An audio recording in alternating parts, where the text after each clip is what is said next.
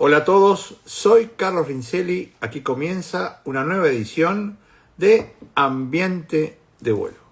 Estamos transmitiendo en vivo directamente desde la ciudad de Buenos Aires con la producción general de Lucas Rincelli.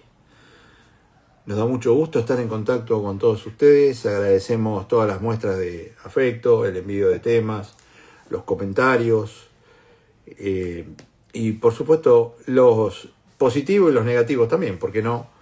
Y aprovechamos para mandarle un gran abrazo a la gente que nos sigue vía YouTube, que es mucha, por cierto. El programa va creciendo considerablemente y bueno, en particular, como le digo siempre, esta interacción que tenemos con ustedes en vivo vía Instagram, ellos la tienen en diferido producto de las respuestas que le podamos dar a esas preguntas que hacen y que tanto nos nutren, ¿no? Va a ser una noche particular. El tema es uno solo, es el accidente del Boeing 787 de Air India, pero tiene mucho para desarrollar y por supuesto que más allá de algunas cuestiones, lo voy a decir no menos de 10 veces en todo el programa. Las cosas que uno pueda decir son conjeturas. Siempre hay que esperar la investigación, el informe de todas las juntas y lo que presenta la autoridad aeronáutica, en este caso del país, y con la apoyatura de la Boeing y de la NTSB, que va a ser quien va a decodificar, que así se dice, las cajas y demás. Pero lo que uno puede decir es lo que presumiblemente ve, que se puede equivocar o no, utiliza toda la experiencia, ve los videos, aquí los vamos a ver y los vamos a tratar, los videos. Pero, insisto, son conjeturas, porque hay algunas personas que en las redes te dicen, bueno, pero lo mejor es callarse, no hablar nada, y no es lo mejor. Porque si vos vas a esperar así, que aparezca el informe final, y nadie hablaría de nada. Entonces, lo mejor es tratar, sin creer que se tiene la verdad, presentar lo que uno puede, lo que uno sabe, lo que le pareció y demás. Y después, en esto de que lo vi, me pareció, me gustó o no, bueno, después cuando aparezca el informe final, sabremos si fehacientemente fue lo que creíamos que había pasado o hay otra cosa más que no conocíamos. Se incorporaron un montonazo y agradecemos. Lo que vamos a hacer ahora es poner nuestra cortina del programa como para poder arrancar y dedicarnos a fondo a esto que realmente fue un problema considerable.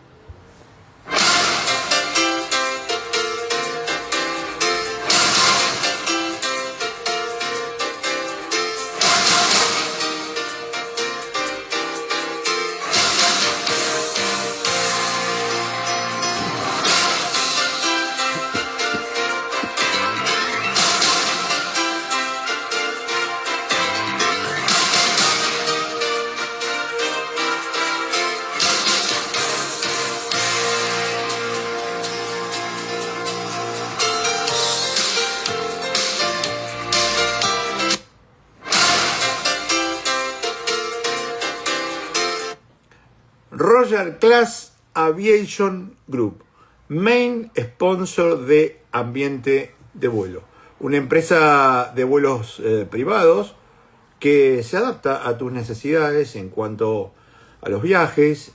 También hacen una apoyatura en todo lo que tiene que ver con Incucay y que por supuesto operan en el aeroparque Jorge Newbery, no declarado comercial, sino más cerquita de la avenida Lugones. Para ponerse en contacto con ellos, 11 71 22 50 90. Repito, 11 71 22 50 90. El mail info@royalclass.global. Y como decimos siempre, entren a la página de internet porque está buenísima. www.royalclass.global. Royal Class Aviation Group, main sponsor de Ambiente de Vuelo. Más allá de todo esto, son buena gente. Y eso me parece que hoy es lo que más vale. De todas formas, yo sé que digo por ahí rápido el teléfono o no logran copiar lo demás. Si tienen alguna duda nos escriben y por supuesto que los ponemos en contacto rápidamente. Bueno, miren, antes de empezar con el programa, quería dejar un parroquial. Me están consultando mucho sobre el curso para perder el miedo al vuelo. Entonces, la verdad que lo estuve pensando, porque hace rato que lo quería presentar, y tengo dos formas de hacerlo. Una es presencial, nos juntamos, probablemente aquí, o la otra vía Zoom. Pero como hay gente que me ha preguntado, y no es de la Argentina, o sea, no está en Argentina, probablemente lo haga vía Zoom. Son 3 módulos, son 2 días, quizás lo hacemos en 2 o en 3. Lo único que sí, se los presento como para poder armarlo, la persona o las que quieran hacerlo, que por supuesto va a tener un costo mínimo, pero lo va a tener, mándenme un mensajito como para que yo sepa y vea cuántos son, porque en definitiva, cuanto más sean, el costo baja, y es que es la idea, ¿no? Hay gastos que los tengo que cubrir y bueno, pero a lo que voy es, cuanto más sean, y cuando yo tenga un panorama de cuántos son, ahí les digo cuál es el valor. Así que, para quien quiera hacerlo, estén atentos, o por lo menos mándenme un mensaje, mira, me gustaría hacerlo. Entonces yo ya veo cuántos son y cómo lo puedo armar. Bueno, vamos a empezar con el tema. Miren, los títulos son así.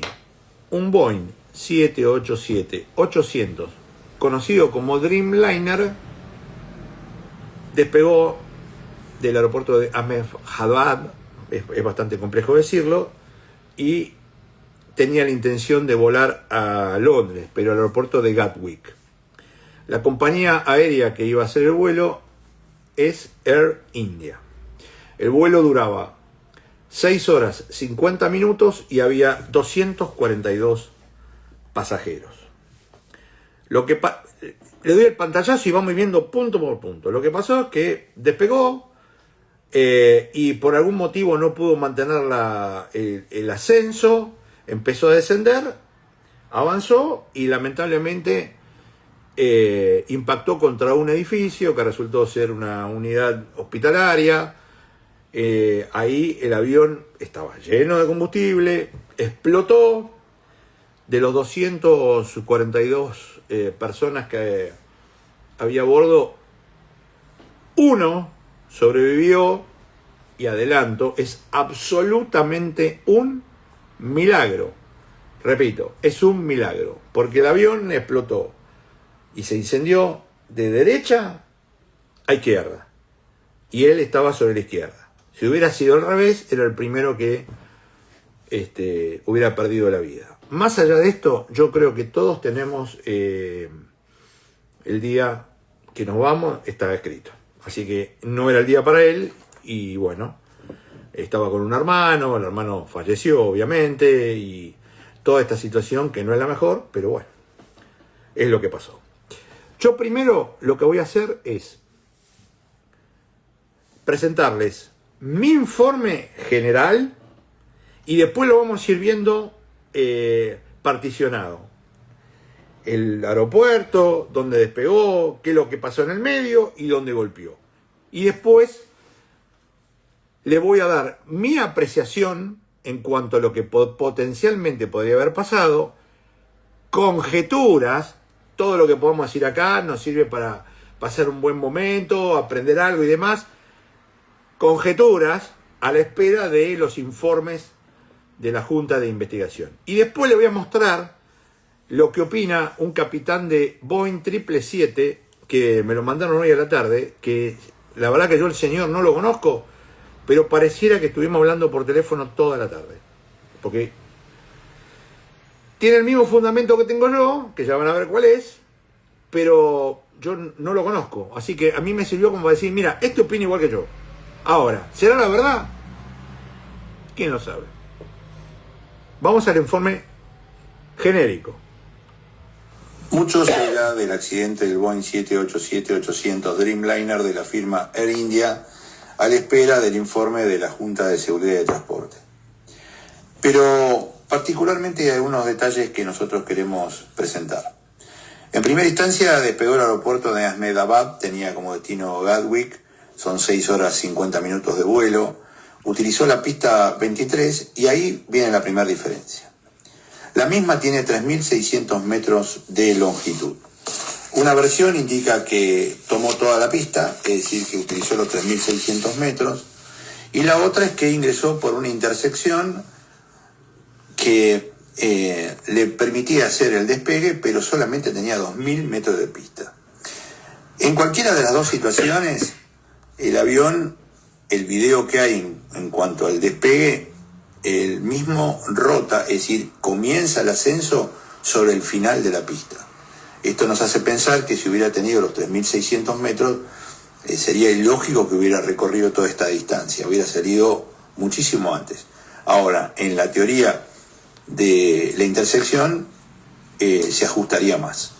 Por otro lado, lo que se ve es que el tren de aterrizaje nunca lo guardaron, es decir, quedó deflectado, extendido, y esto no es normal. Más allá de la aclaración de emergencia del piloto, donde inclusive en el pedido de auxilio dice el avión no sube, no tengo potencia, lo declara como empuje. Entonces ahí nosotros también tenemos algo para aportar, y tiene que ver que cuando la aeronave en el último tramo golpea contra el edificio, se ve que el avión está en un estado limpio, es decir, las superficies no tienen desplegado los flaps.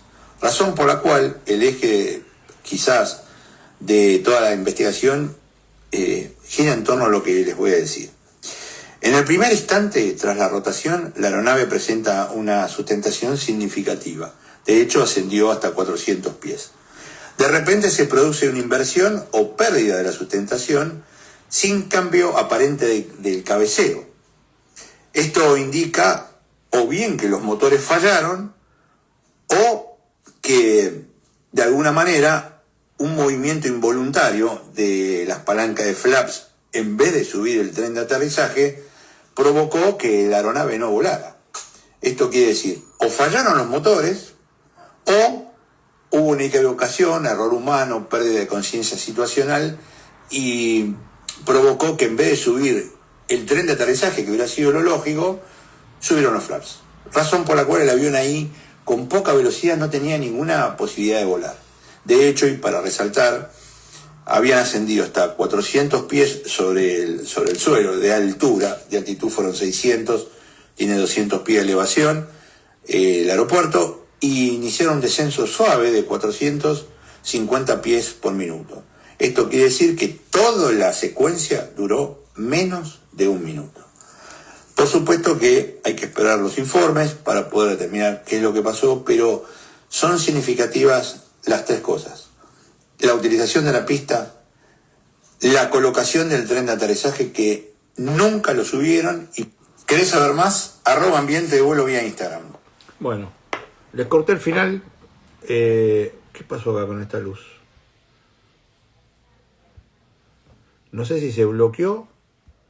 Me está dando el horario, bueno, no importa. Y me ven como opaco, pero no importa. Lo vamos a continuar. Miren, vamos a empezar, porque hay que ir todo para atrás. Vamos a empezar con el despegue. ¿Me ven bien, no? O sea, ¿todos me ven bien? Pues ya les digo, apareció esta luz, o por lo menos el horario, en fin. Vamos a empezar con el despegue. El avión tenía previsto despegar de la pista 23.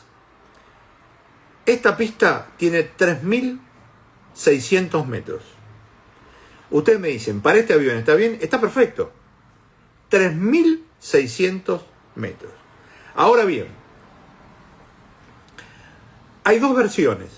Una que dio el Flightradar y la otra que dio el ADS-B, que es el sistema en el cual las aeronaves permiten determinar cuál es la posición real.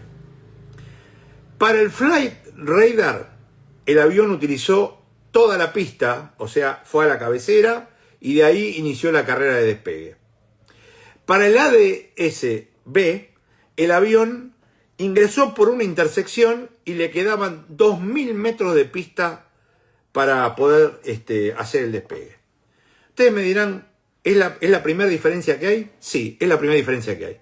Las dos versiones. Usó toda la pista y la otra usó los 2.000 metros para despegar. Ahora bien, yo quiero que vean el despegue, porque como está el video, vamos a ver el despegue.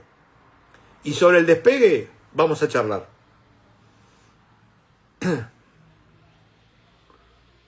Ahí lo tienen. Ese es el despegue. Ahí está en la carrera de despegue. Fíjense dónde va a rotar el avión. O sea, salió en lo que nosotros llamamos la última laja, al final de la pista. Rota al final de todo. Entonces, no es normal esto que rote al final. Ahí está sacando la rueda del suelo. No es normal que rote al final de la pista. ¿Por qué les digo esto? Vamos para atrás.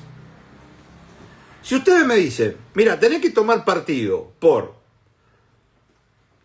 recorrió toda la pista, como dijo Fred Raider, o salió en la intersección. Si vos ves que un avión sale justo en el final de la pista, es imposible que haya recorrido 3.600 metros. Porque los 3.600 metros, este avión sale 2 veces y media. Entonces, si yo me tengo que jugar por una de las dos, lo primero que tengo que decir es, no, mirá, salió de intersección. Es decir, no pudo haber utilizado los 3.600 metros de pista.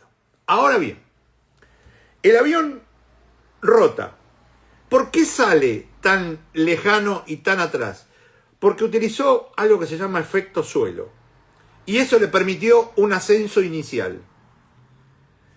El aeropuerto tiene 200 pies de elevación. ¿Hasta cuándo ascendió? Hasta que alcanzó 600 pies de altitud, que es lo mismo que 400 pies de altura. O sea, entre el suelo y el avión había 400 pies. Y acuérdense de este número. ¿Por qué le hago esta referencia? Porque inicialmente el avión empezó a subir. Ahora, ¿cuál era la particularidad de esta subida? Que dejó el tren abajo. Y es lo que a todos nos hizo ruido de entrada.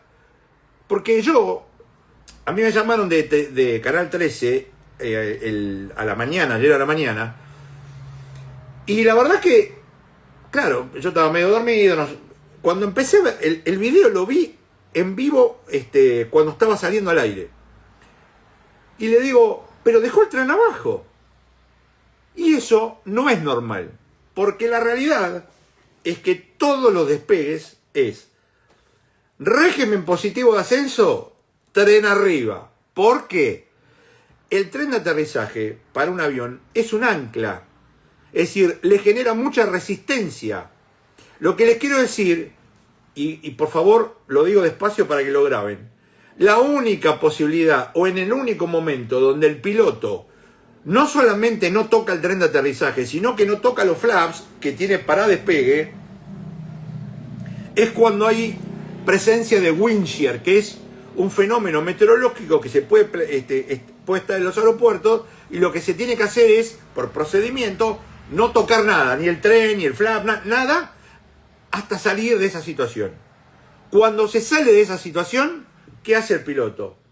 Le pide a quien no vuela, subime el tren, aceleremos el avión y en la aceleración vamos subiendo el flap. ¿Por qué se hace esto? Porque los flaps son dispositivos que le permiten al avión volar a menor velocidad.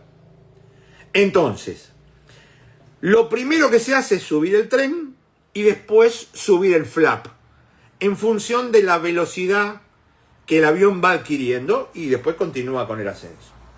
Ahí hacemos un punto. Y les digo, en ese momento el avión, lejos de seguir subiendo, empezó a bajar. ¿Y cuánto bajaba? 450 pies por minuto. Si había subido hasta 400 y está bajando 450 pies por minuto, en menos de un minuto iba a tocar el suelo. No llegó al suelo porque se encontró con una pared de un edificio. Pero para que entendamos lo que estamos hablando. Ahora, ¿por qué puede dejar de subir un avión? Puede haber un montón de circunstancias.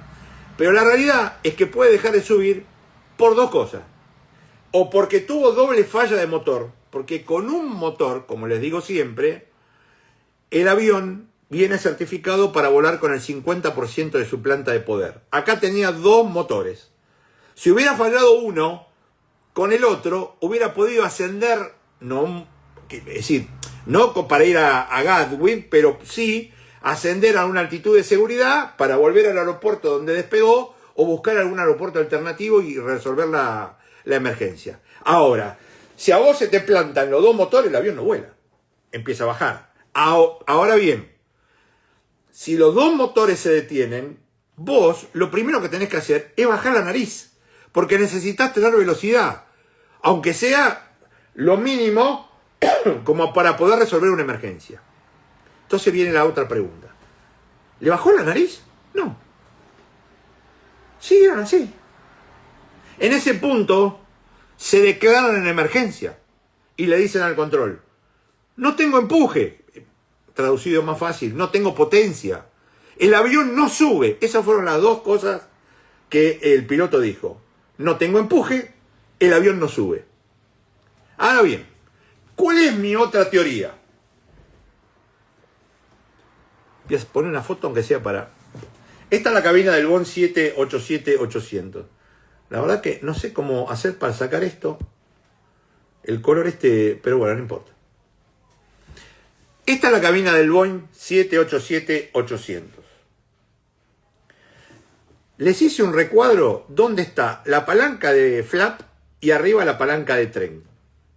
Yo espero que la estén viendo. ¿Es normal que un piloto confunda la palanca del flap con la palanca del tren? Absolutamente no. No es normal. Pero fíjense que está en la misma línea. Si bien uno tiene un cuadrado que indica lo más parecido a la forma de un flap y el otro tiene una rueda que indica rueda, están en la misma línea.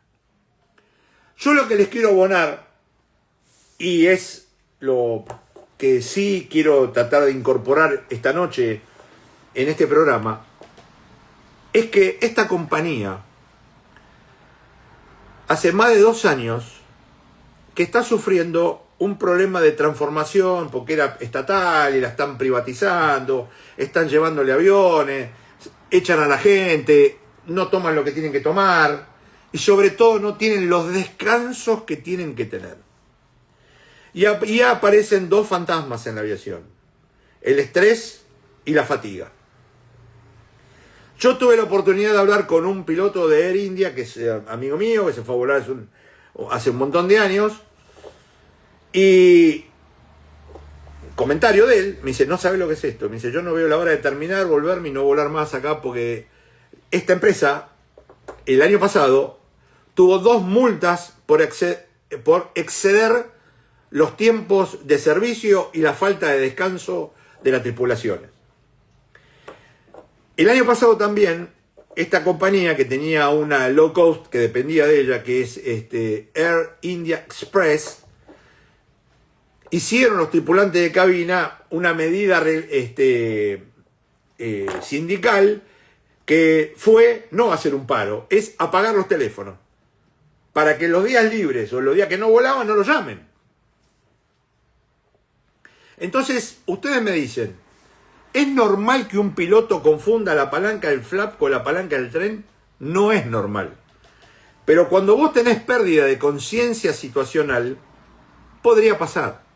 ¿Hay antecedentes de esto? Hay, y en la Argentina inclusive. En Córdoba hace unos cuantos años pasó exactamente esto. Y aquí, lo que yo quiero referenciarles, porque ahí veo la pregunta, estaba volando el comandante. Esto es una conjetura. Repito, es una conjetura. Y le pudo haber dicho: régimen positivo, landing gear up. Y en el medio del despelote, el primer oficial, en vez de subir la palanca del tren, le subió el flap. Ahora vos me decís a mí, ¿qué consecuencia puede traer que le suba el flap y no la palanca del tren? A los 400 pies como estaban, si vos le subís el flap, que no le va a permitir volar a baja velocidad, por más que tenga la potencia a pleno, el avión empieza a descender, porque no vuela. No vuela. En general, promedio, en los puntos de flap se terminan quitando arriba de los 1000 pies, porque es la altitud de seguridad. Si vos se lo sacás a los 400 pies, y acá va otro dato más, que no es mío, es del Flightradar, el avión tenía 170 nudos. Con 170 nudos y el avión limpio, no vuela. Pero claro, como tenían la potencia a fondo, lo que le permitió es hacer un descenso controlado. Por eso bajó 450 pies por minuto. Si no hubiera quedado más. Ahora bien, le voy a mostrar la trayectoria final del avión y vean lo siguiente.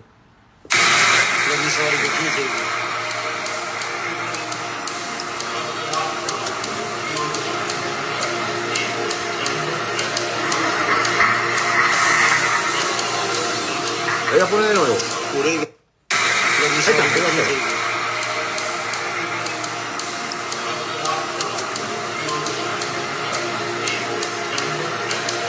bueno, ¿por qué les muestro esto? Y ya se lo voy a volver a poner. Si ustedes no saben que que detrás de esto hay un accidente, y estamos los dos mirando el video, y yo te digo, mira ese avión, va a aterrizar ahí atrás. Porque el avión venía así, en descenso. Si vos no sabés que termina en un accidente, tranquilamente podés pensar que es un avión que va a aterrizar en un aeropuerto que está detrás de esa zona urbanizada. Y lo voy a volver a pasar para que ustedes miren y sobre todo hagan hincapié en las alas y que puedan determinar si ven los flaps extendidos o guardados. Vamos de nuevo. Miren la parte de atrás de las alas, ¿eh?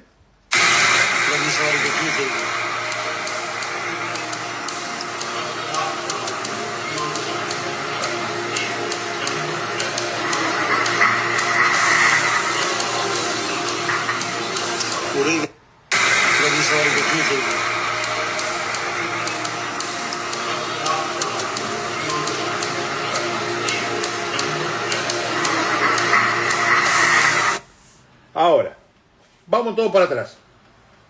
Cuando vos haces el despacho, el peso y balanceo del avión, no es lo mismo hacerlo para una pista de 3.600 metros que para una pista de 2.000.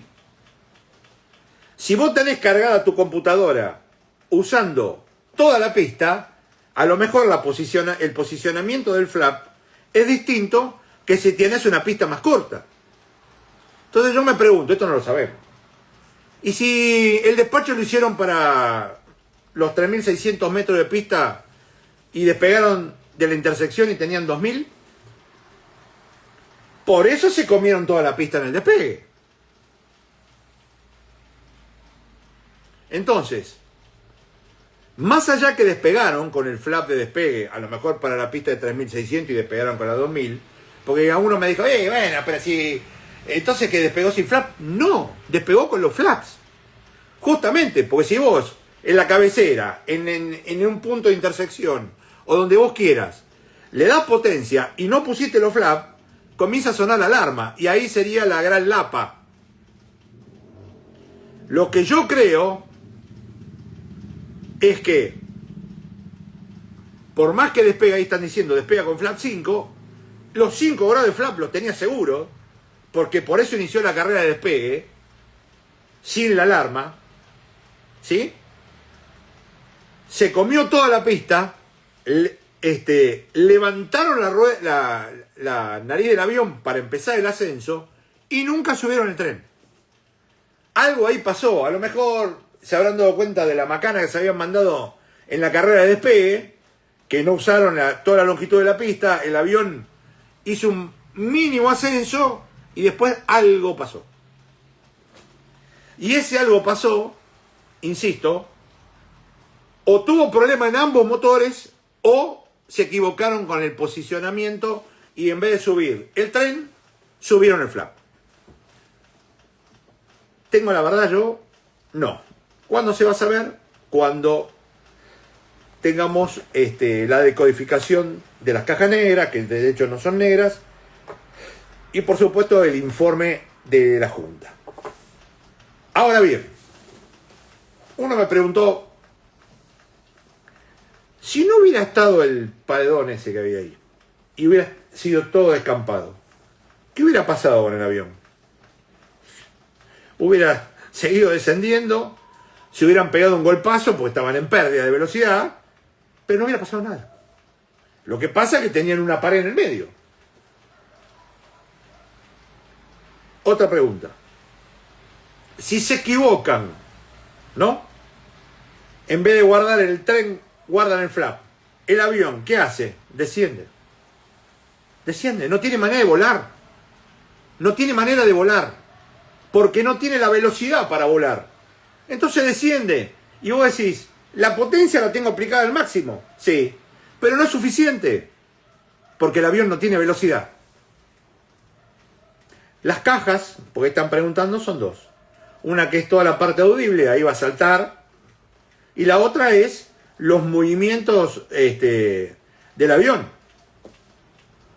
Si subieron el flap, si no lo subieron, si tuvieron un problema de motor, no lo tuvieron, lo que hicieron en el despegue o lo que dejaron de hacer. Ahí dice, es imposible confundir el flap up con gear up. Estoy completamente de acuerdo, porque no nos entra en la cabeza. Pero evidentemente, cuando vos perdés la conciencia situacional, estas cosas pueden pasar. Les voy a dar otro ejemplo. Hace unos años, se acordarán lo que fue el tema de Chapecoense. ¿A quién le pudo haber entrado en la cabeza que el tipo planificó un vuelo con mínimo combustible y cuando llegó el destino, que estaba con el olor del combustible, se le iban a plantar los motores, le sugirieron hacer un espera y le dijo, sí, la hago? Eso es una pérdida de conciencia situacional. ¿A quién se le puede ocurrir que a una persona, iniciando una carrera de despegue, le está sonando una alarma que le está aturdiendo el oído y aunque no sepa de qué se trata, siguió con el despegue? Lapa. O sea, esos son pérdidas de conciencia situacional. Y este muchacho me decía, guarda con la experiencia de los pilotos, porque el que estaba a la izquierda tenía 8.500 horas para volar este avión, está perfecto, pero el que estaba a la derecha tenía 1.000. Ahora hay que ver si son 1.000, 100 y le agregaron un 0. Sí, es decir, yo no estoy culpando a nadie, simplemente estoy tratando de reflexionar. Ahora les voy a poner un video de un comandante de Boeing 777. Está en inglés, pero se entiende perfectamente. Créanme que se entiende, pero perfectamente. Continue with this. At this point, watch the nose. It starts to go over right there. It starts to come back over. Why is it doing that? Here's what I think happened. And again, folks, this is just my opinion. This is a theory, that one theory among many. Any of the others I could have shared with you up to this point could be absolutely right. But why do I think this one is more likely than the other two? Here's why. I think the pilot flying said to the co-pilot, gear up at the appropriate time. I think the co-pilot grabbed the flap handle and raised the flaps instead of the gear. If that happened, and this is a big if that happened, this explains a lot of why this airplane stopped flying, why the lift over the wings died. Because at that point now, the flaps are retracting, all that extra lift you're producing in the wings goes away. You're already slow, you already got the power pushed up all the way. This airplane's as heavy as it's ever going to be in this flight, and you still got those... Se lo voy a sacar un minuto, porque lo más importante ya pasó. Dijo, en mi opinión, me sirve a mí, ¿no? Como diciendo, puede haber otras. Pero lo que probablemente haya pasado es que el comandante le dijo, positivo, gear up, y el primer oficial haya subido la palanca del flap. Lo está diciendo. Y a partir de ahí el avión no vuela más. ¿Qué es lo que yo les digo a ustedes? Esto pasó en todo en menos de un minuto. Porque si vos empezás a ascender, dejaste el tren abajo, un ancla, y le decís al copiloto, subime el tren, y el copiloto sube el flap, el avión no vuela más. Por más que vos después le quieras bajar el flap, uy, me equivoqué, palanca, pará. Y la quiero bajar, el avión empieza a descender porque no tiene velocidad para volar. El avión no tiene velocidad y se cae. Y es lo que presumiblemente, a menos, insisto, que forma parte de la teoría o de las conjeturas, que en ese momento haya tenido doble flame out. Puede pasar. Le vuelvo a mostrar dónde está la palanca del flap y dónde está la palanca del tren. ¿Un piloto consciente se puede equivocar? Absolutamente no. ¿Es normal que se equivoque? No. ¿Puede pasar? No debería. Pasar, pasó. No, ni siquiera lo pongo a este como ejemplo. En otras oportunidades. Pasó.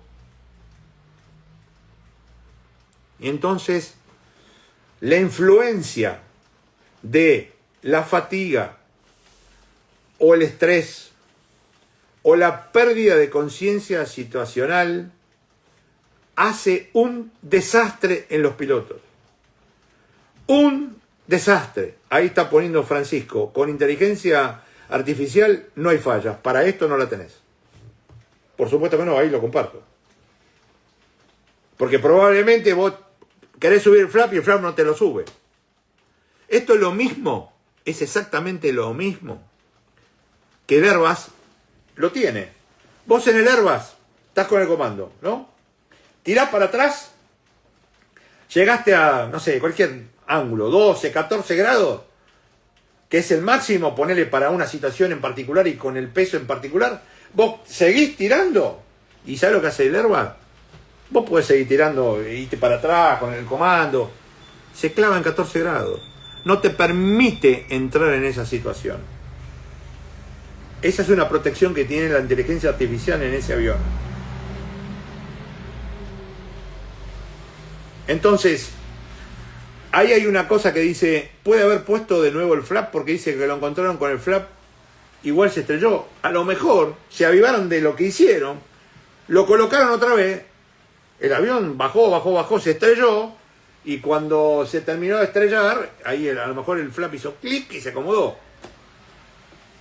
Va a saltar todo en las cajas, lo que hicieron, si subieron, bajaron, va a saltar todo. Créanme que salta todo. Les vuelvo a poner un minuto el comandante y traten de interpretar lo que está diciendo. Continue with this. At this point, watch the nose. It starts to go over right there. It starts to come back over. Why is it doing that? Here's what I think happened. And again, folks, this is just my opinion. This is a theory, one theory among many. Any of the others I could have shared with you up to this point could be absolutely right. But why do I think this one is more likely than the other two? Here's why. I think the pilot flying said to the co-pilot, gear up at the appropriate time. I think the co-pilot grabbed the flap handle and raised the flaps instead of the gear. If that happened, and this is a big if that happened, this explains a lot of why this airplane stopped flying, why the lift over the wings died. Because at that point now, the flaps are retracted. Él considera que el comandante le dijo al primer oficial, subime el tren de aterrizaje, y el primer oficial se agarró de la manija del flap y le subió el flap. Y ahí el avión no voló más. También se habló de una ingesta de pájaro, que eso es la detención de los motores. Pero no había pájaro en la zona y tampoco encontraron vestigios, ¿no? Los pájaros muertos. Pero bueno, todo es insisto, es todo conjetura, ya va a salir en las cajas. Ya va a salir. Pero ustedes piensen que el procedimiento es, primero subo el tren y después subo el flap. ¿Cuándo empieza a subir el flap? Cuando el avión se acelera. Si el avión no se acelera, no lo puedo hacer, porque justamente es para volar a baja velocidad. Ahora, si yo, o a mí, se me ocurre subir el flap, el avión se cae, no vuela. No tiene velocidad, no vuela.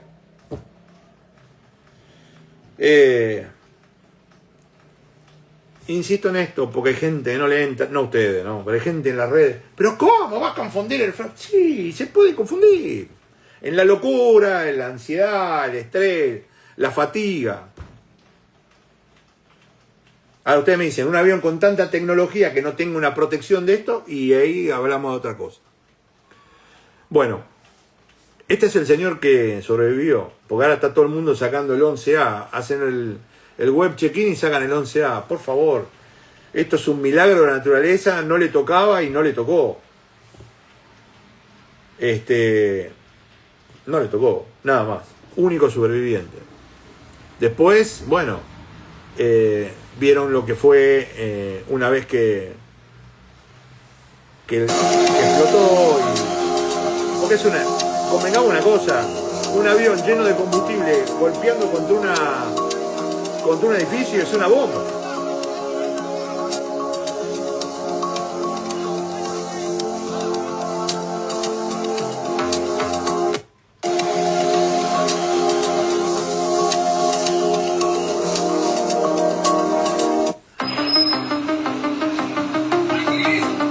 Por esos pajaritos que vieron ahí se pensaron que había habido una ingesta.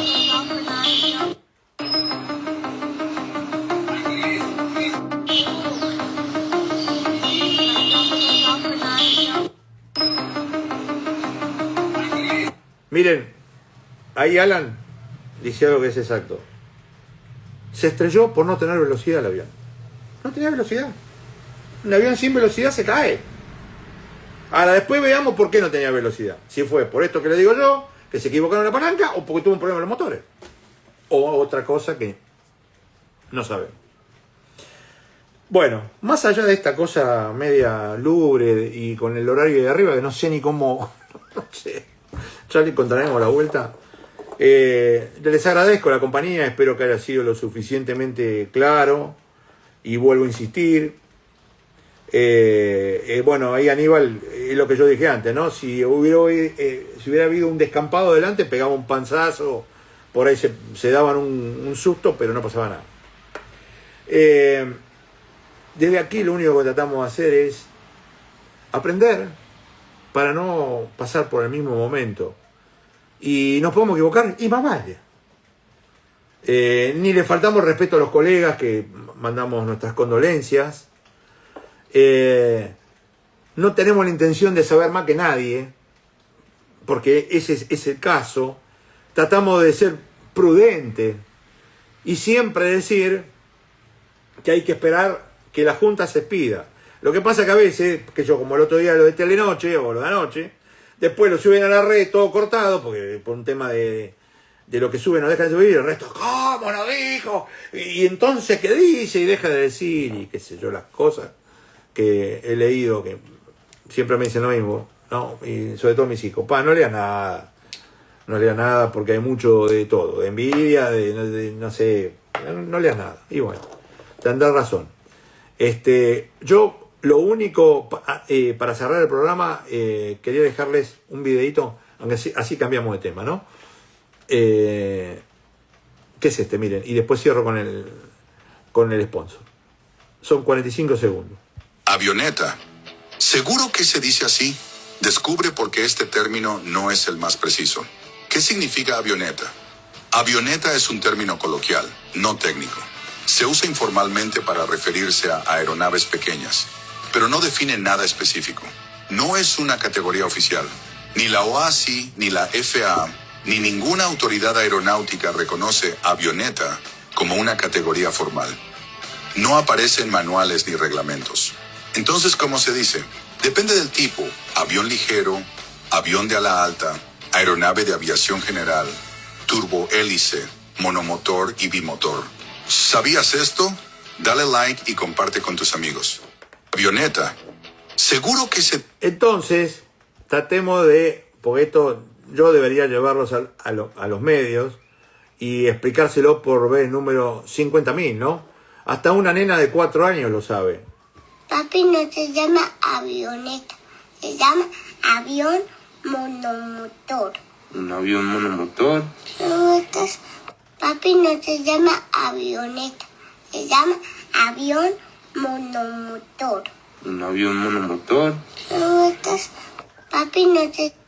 Hasta una nena de 4 años sabe que no se dice avioneta y estoy harto de leerlo y de escucharlo y demás. Bueno, vamos con nuestro main sponsor, que agradecemos siempre la compañía y el estar, como para cerrar este programa complejo de hoy, ¿no?